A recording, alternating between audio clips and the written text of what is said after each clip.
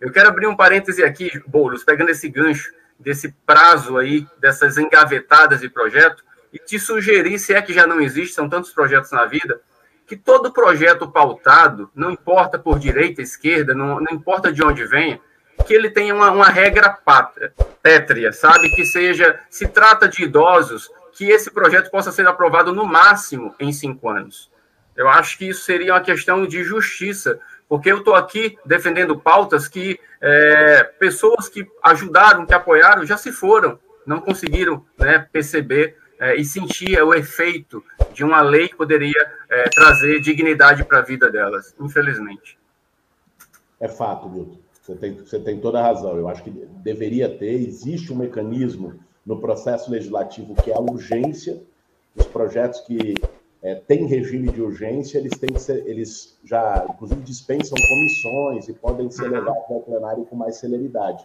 O problema é que, para você conseguir regime de urgência num projeto, você precisa ter a assinatura de 257 deputados, né, para poder ter a urgência. E nem sempre esses projetos de benefício social têm. Muitas vezes não conseguem. Acho que você tem toda a razão da gente fazer esse debate de dar uma urgência automática para projetos que envolvam pessoas idosas. Você sabe que eu venho do movimento de luta por moradia, vocês colocaram aí na apresentação, 20 anos atuando na luta por moradia, e uma das coisas que mais me deixava partir o coração era quando, por exemplo, a gente conquistou vários conjuntos habitacionais. O movimento que eu faço parte já garantiu mais de 15 mil moradias. E muitas das pessoas que estavam no movimento eram idosas.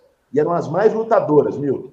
As mais lutadoras. Eu me lembro da saudosa dona Railda, que a gente chamava de vó Railda, uma senhora que tinha os seus 70 e poucos anos, e ela era assim, a linha de frente, estava em todas as manifestações, cobrando o direito dela e tal. A dona Railda, pelo menos, teve, eu acho que esse gosto, e para mim foi um gosto também enorme, de entregar a chave do apartamento dela em Taboão da Serra, que a gente conquistou num conjunto chamado Conjunto João Cândido.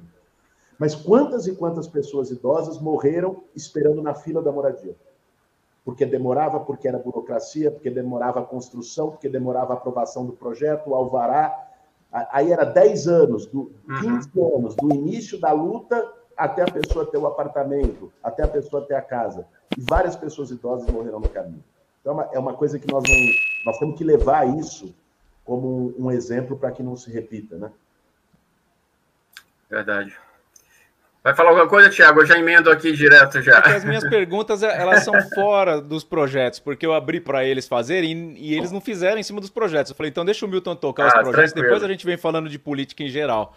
Tem alguma coisa do 4434 para levantar com ele aí, Milton? Tenho. Eu na verdade, Boulos, eu quero aproveitar a tua presença. Nós tivemos agora, recentemente, no início do ano, a questão do aumento do salário mínimo que ocorre anualmente, né?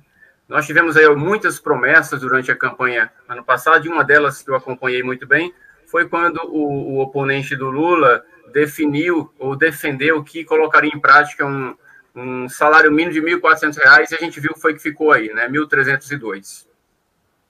O Lula veio com a proposta, através da PEC da transição, para melhorar agora, como ele acabou de cumprir, elevando esse salário a 1.320.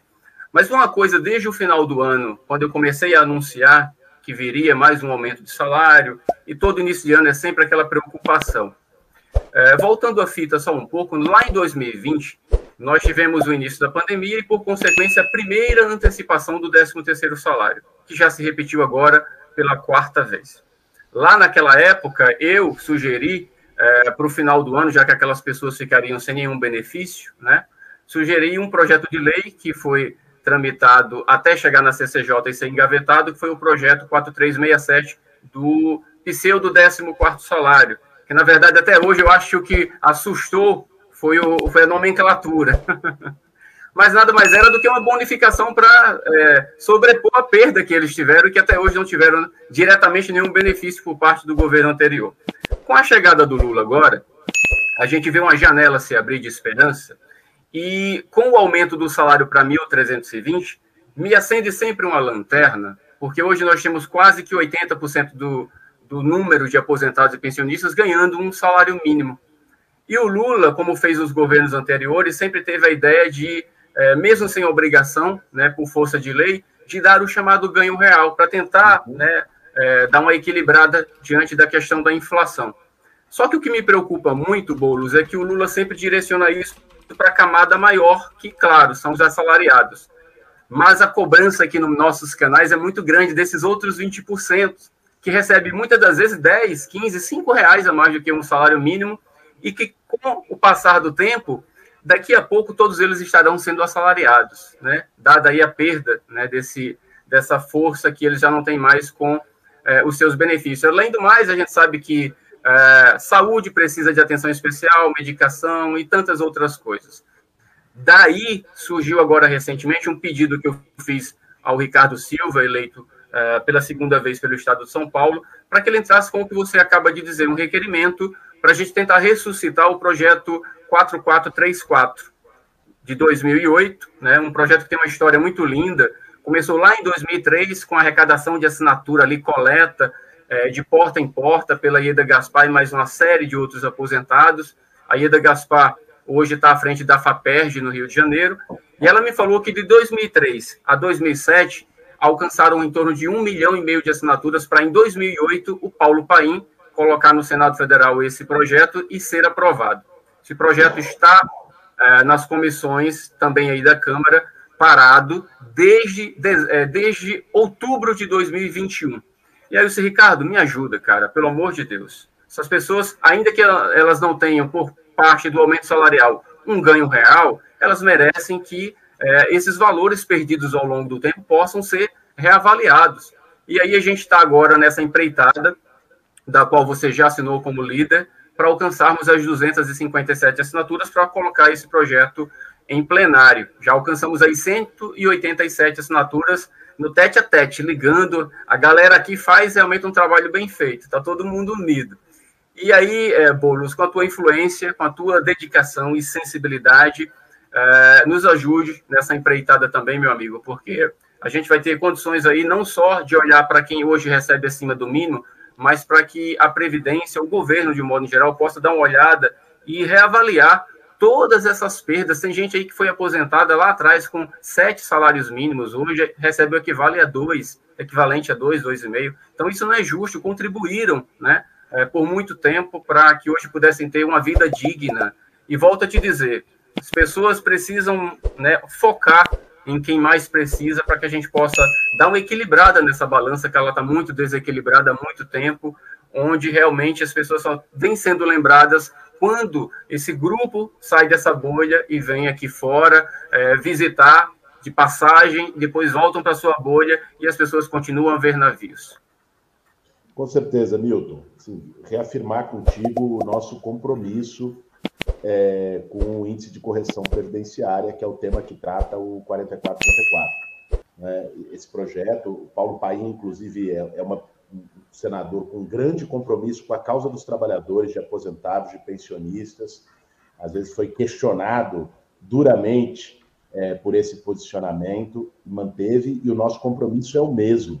Né? Assim, a correção previdenciária, às vezes a gente fala, né, PL não sei o quê, índice de correção previdenciária, é nada mais, nada menos de que esse aumento real do salário mínimo que você se referiu, ele seja repassado integralmente aos benefícios previdenciários.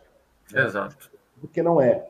Então, e aí criou essa defasagem histórica. Então, é mais do que justo se estabelecer o índice de correção previdenciária, ainda mais com as perdas que tiveram com a reforma da Previdência de 2019, por isso eu assinei como líder. Essas assinaturas, quando o líder assina, conta a assinatura da bancada inteira. Então, no nosso caso, do PSOL, da Federação PSOL, Rede, foram 14 assinaturas, que é o tamanho da nossa bancada. Mas vamos trabalhar depois, Milton, se você puder me mandar, no particular, ali no Zap, quais os líderes que já assinaram, quais os líderes que falta assinar, que eu posso, a gente tem colégio de líderes toda semana, que são os... Maravilha. Onde estão, eu procuro um a um, para tentar garantir a assinatura do requerimento de urgência. A gente está junto nessa batalha. E aproveitando para te dizer que nós entramos ontem com um novo projeto de lei, até fiz um discurso lá no plenário da Câmara tratando disso, que foi nomeado, já está registrado como 2530 de 2023. E esse projeto de lei que a gente entrou tem a ver com várias reclamações que a gente recebeu e situações que eu vi acontecer com pessoas aposentadas que são do meu círculo de convivência, que é os empréstimos consignados fraudulentos. Isso. Financeiras, bancos, que vão lá... sim, a pessoa não assinou o empréstimo, a pessoa não pediu o empréstimo, ela vai lá e bota o empréstimo. Cai 5 mil reais na tua conta, cai 10 mil reais na conta do aposentado. A pessoa não sabe o que fazer com aquilo, às vezes gasta, ou mesmo quando não gasta, tem uma dificuldade tremenda para poder fazer o estorno sem ser cobrado no mês seguinte. Aí aparece lá um negócio de 30 meses que você tem que pagar com juros escorchantes, que ao final você vai pagar 3 vezes o valor do empréstimo original, como é o juro bancário brasileiro, sendo que você não pediu aquele empréstimo. Né? Então, os aposentados frequentemente são vítimas deste golpe de financeiras e de instituições bancárias. E muitas vezes, alguns que não têm a quem recorrer, acabam assumindo o empréstimo como seu. Então, o que nós estamos fazendo nesse nosso projeto de lei, o 2530, é o seguinte: empresa bancária, Crefisa, instituição financeira, qualquer que seja, deu um empréstimo que não foi solicitado, não só o empréstimo não tem validade nenhuma, ou seja, não vai poder cobrar nada no mês seguinte, como o dinheiro que ela depositou na conta vai ficar para o beneficiário. De brinde. Porque aí eu quero ver se eles vão continuar tendo esse golpe. É isso mesmo. Inclusive...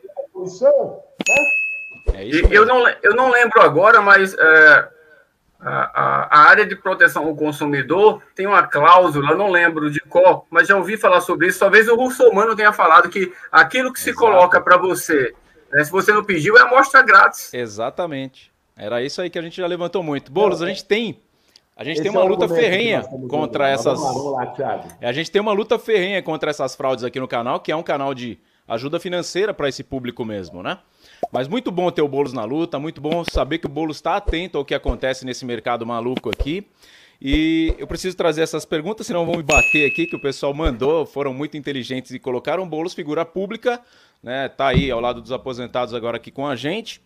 Em outras oportunidades, com certeza, virá falar também dos projetos, do andamento e tudo mais, assim como o Ricardo, o Capitão Alberto Neto sempre está com a gente. Mas eu preciso te perguntar, Boulos, o Reginaldo Oliveira, corretor de imóveis, muito coincidentemente, eu pensei que ele ia perguntar alguma coisa relacionada ao MTST, mas não. A invasão de casa. Tem uma dessa daí, mas não foi ele que perguntou, foi uma enfermeira, inclusive eu vou trazer depois para você.